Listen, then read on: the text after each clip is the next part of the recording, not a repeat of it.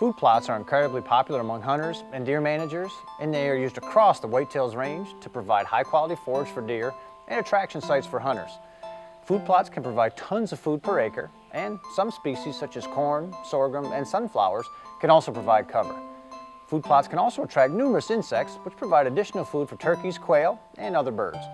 Research at the University of Georgia has even shown that clover plots benefit forest songbirds, including several species that are declining and of national concern. Remember that tip when talking to anti-hunters about the importance of hunting to wildlife conservation. On the flip side, food plots can be expensive to plant and maintain, and this is especially true given the current prices of fuel and fertilizer. Herbicide, lime, seed, and fertilizer can range from $200 to $400 per acre that you plant, and this doesn't include equipment costs, labor, or fuel. Few landowners spend even a fraction of this amount per acre to manage their forest land or early successional habitats. So given this, more and more landowners and deer managers are food plotting on a budget today. So here are a few ways to reduce your food plot expenditures while still providing high quality forage for whitetails. First, if you live in an area that freezes during winter, you can save fuel and equipment costs by frost seeding a portion of your plots. Frost seeding involves spreading seed on a frozen ground and allowing the freeze-thaw cycle that occurs as spring approaches to provide good seed-to-soil contact.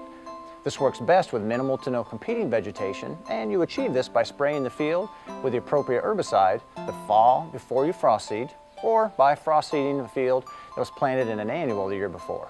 Where I live in northern Pennsylvania, green-up occurs in mid-April, so the preferred time for frost seeding is generally from late February through March, and I prefer to frost seed onto a couple of inches of snow if possible. You can frost seed cool season perennials such as alfalfa, clover, trefoil, and chicory, and cool season annuals like oats, wheat, or rye. Don't frost seed warm season annuals like corn or soybeans, and while brassicas can be frost seeded, I prefer to plant them later in the summer.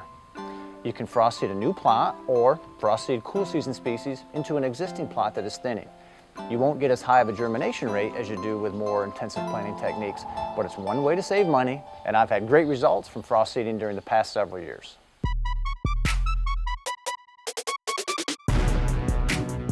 Another way to save some money is to reduce your fertilizer costs by planting legumes. Legumes are species that take nitrogen from the air and convert it in the soil to a form that is usable by the plant. Popular legumes for deer include alfalfa, clover, trefoil, soybeans, and peas. And with regard to savings, white clover can fix 50 to 200 pounds of nitrogen per acre. Using current nitrogen fertilizer costs, this is a savings of 40 to 160 bucks an acre. I don't know about you, but I sure appreciate the fact that I don't have to purchase that nitrogen or apply it to my plot.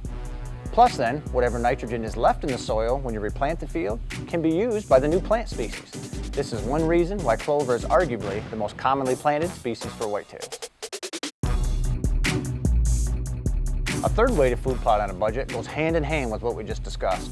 We can reduce fertilizer costs for plants requiring nitrogen by taking advantage of the nitrogen in the soil created by legumes.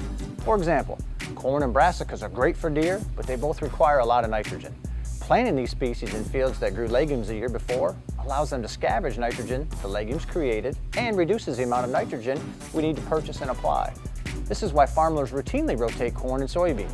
Corn needs a lot of nitrogen, and soybeans are a legume that creates it. A final way to food plot on a budget is to buy your lime, fertilizer, and herbicide in bulk. Get with your neighbors, co-op members, and others and pool your needs. You can often get discounts when buying fertilizer by the ton versus in 50-pound bags, or when buying lime and herbicide in larger quantities. This can be a great way to start a QDM cooperative or to keep co-op members happy and engaged. Many hunters need to scale their deer expenses back, but cringe at the thought of providing less food for deer. Depending on the species, food plots generally produce 1 to 5 tons of food per acre, but as stated earlier, can average $200 to $400 per acre in input costs. An alternative strategy is to focus additional management efforts on early successional habitat.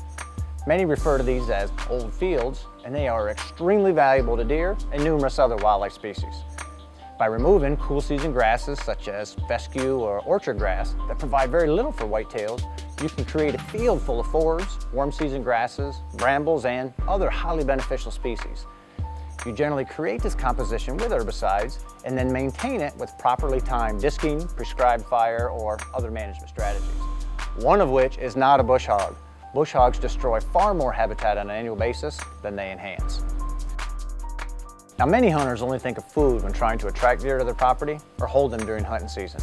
Food is good, and in most cases deer will use it, but it's not doing your hunting any good if they're only using it at night. This is especially true on small properties. So I strongly encourage all landowners to assess the amount and quality of cover on their property. Deer need cover, and they will spend most daylight hours in cover. Thus, if you don't have it, or if your neighbor has better cover, you can expect deer to spend more time during the day on your neighbor's property. Those deer may visit your food plots at night, or if you're lucky, may visit them at dusk, but you can greatly improve your odds of seeing whitetails during shooting hours by providing high quality cover on your property. Fortunately, there are many ways to achieve this. A few include hinge cutting your hardwoods, opening the forest canopy to allow a flush of vegetation at ground level, creating early successional habitats, and planting native warm season grasses. While improving that cover, you have the perfect opportunity to create other habitat features that can aid your harvest success. Small ponds or vernal pools within cover are attractive to deer, and they can add diversity to the habitat.